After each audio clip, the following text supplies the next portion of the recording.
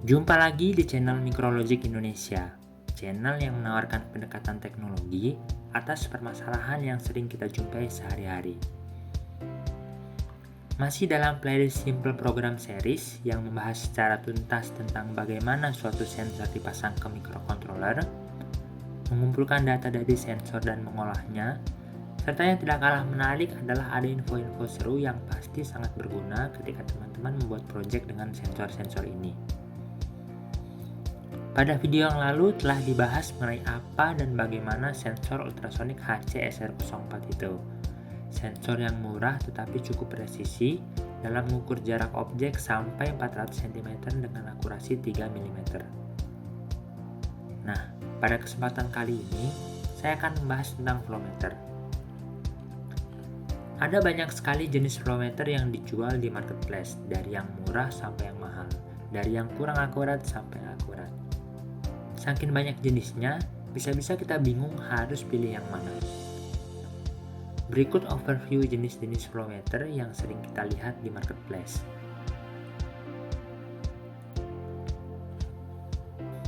Bagaimana menentukan flowmeter yang tepat untuk aplikasi teman-teman? Cara paling mudah untuk menentukan flowmeter mana yang mau digunakan, pertama dari jenis cairan yang mau diukur flow-nya, apakah air, minuman, atau bahan kimia. Kedua dari seberapa akurat hasil pengukuran yang ingin diperoleh. Dan yang ketiga tentunya harga. Secara umum, flowmeter yang akurasinya tinggi, harganya lebih mahal. Nah, apa sih akurasi itu?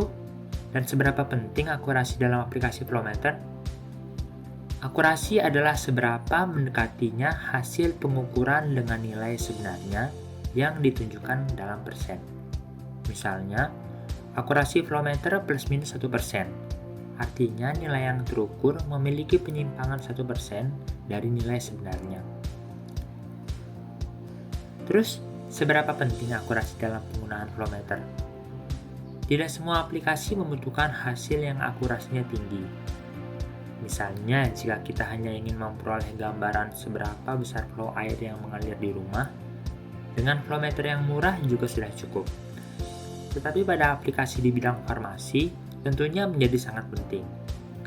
Atau di bidang Pertamini, pastinya penting sekali kan? Di video ini, saya menggunakan flowmeter IC dan not MCU agar bisa mendapat gambaran bagaimana menggunakan flowmeter dengan microcontroller. Langkah pertama, sebelum nantinya menghitung berapa debit dan total volume cairan yang diukur, kita harus mengetahui karakteristik pulsanya. Dalam spesifikasi flowmeter, biasanya dicantumkan karakteristik pulsa. Walaupun pada kenyataannya ketika melakukan penelusuran di marketplace, tidak semua toko mencantumkan spesifikasi ini. Atau bahkan untuk flowmeter yang sama, spesifikasinya bisa tertulis berbeda-beda antar toko. Untuk sensor IC ini, karakteristik pulsanya atau key factor-nya adalah 2,5. Artinya apa? Sensor akan mengeluarkan 2,5 pulsa setiap detik ketika flow cairannya 1 liter per menit. Sehingga untuk volume 1 liter akan dihasilkan pulsa sebanyak 2,5 dikali 60 sama dengan 150 pulsa. Nilai inilah yang akan digunakan untuk menghitung debit dan total volume cairan nantinya. Untuk menghitung jumlah pulsa yang dihasilkan oleh flowmeter, saya akan menggunakan interrupt atau interupsi sehingga tidak ada pulsa yang terlewatkan. Karena setiap pulsa yang masuk, proses di microcontroller akan dihentikan dan akan menjalankan rutin interrupt, yaitu mengakumulasi jumlah pulsa yang masuk. Setelah selesai menjalankan rutin interrupt, ISP akan melanjutkan program yang dihentikan sebelumnya. Sebelum membahas programnya, berikut gambar rangkaian flowmeternya. Output dari flowmeter akan dihubungkan ke pin D5, sedangkan powernya menggunakan 3,3 volt dari board not MCU. Yang membedakan antara chip ESP8266 dengan chip AVR lain dalam aplikasi interrupt adalah di bagian atribut linker IRAM ATTR. Dan jika tidak ditambahkan, akan menyebabkan error seperti ini setelah dikompil.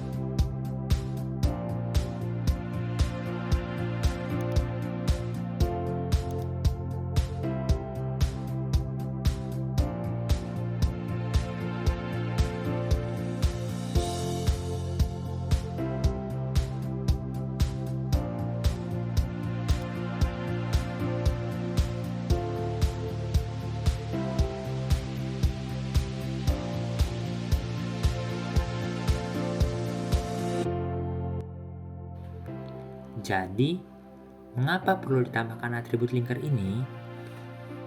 ESP8266 adalah chip yang mendukung multitasking, dan secara default, program akan disimpan di flash memory.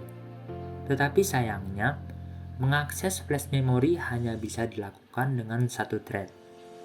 Ketika diakses oleh dua thread berbeda secara bersamaan, maka ESP akan crash. Oleh karena itu, routine interrupt harus disimpan di dalam RAM. Menulis atribut linker IRAM ATTR memberitahu compiler agar routine tersebut disimpan di dalam RAM, bukan di dalam flash memory. Yang harus diperhatikan ketika menggunakan interrupt adalah routine interrupt harus sesimpel mungkin dan sependek mungkin, kurang dari 1 milisekon, dan tidak ada perintah delay atau yield atau memanggil fungsi yang ada delay atau yieldnya. Kode programnya juga sederhana saja. Di bagian void setup, deklarasikan interrupt dengan attach interrupt. Kemudian di void loop, ada 3 kondisi dengan else if. Secara garis besar, kondisi pertama ketika pulsa tidak lagi 0, tampilkan start counting di serial monitor. Kondisi kedua, selama pulsa masuk maka LED akan berkedip. Dan kondisi ketiga, ketika pulsa baru tidak ada lagi, tunggu selama 3 detik, kemudian tampilkan total pulsa yang diterima di serial monitor dan hitung key vektornya. Kemudian reset variabel pulse menjadi 0. Kode program dan rangkaiannya bisa di-download di deskripsi video ini. Oke, langsung kita upload programnya dan lihat bagaimana hasilnya. Setup alatnya bisa dilihat di bagian kanan atas layar. Saya akan melakukan 10 pengukuran dan hasilnya bisa dilihat pada tabel di kanan bawah.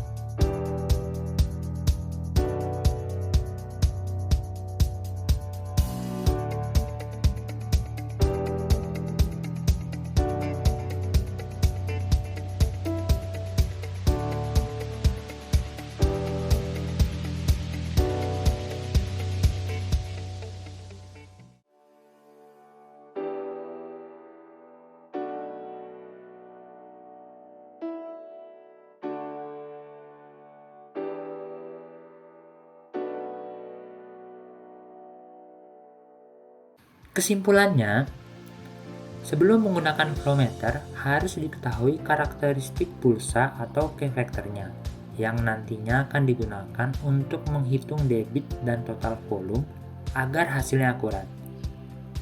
Untuk menghitung total pulsa yang dihasilkan setiap 1 liter, bisa menggunakan interrupt. Setelah mencoba langsung dengan flowmeter IC, bisa diketahui bahwa jumlah pulsa tiap 1 liter air adalah 155 sampai 156, sehingga key vektornya adalah 2,58 sampai 2,6. Berbeda dengan spesifikasinya yaitu 2,5. Beberapa hal yang harus diperhatikan ketika menggunakan interrupt di ESP antara lain menyimpan routine interrupt di RAM dengan atribut linker IRAM ATTR. Rutinnya harus singkat dan tidak mengandung delay ataupun yield. Demikian penjelasan tentang flowmeter, menentukan key vector dan interrupt pada board non-MCU. Video berikutnya akan membahas tentang bagaimana key vector digunakan untuk menghitung debit dan total volume cairan yang mengalir. Semoga video ini bermanfaat untuk teman-teman, terus berkarya untuk bumi yang lebih baik.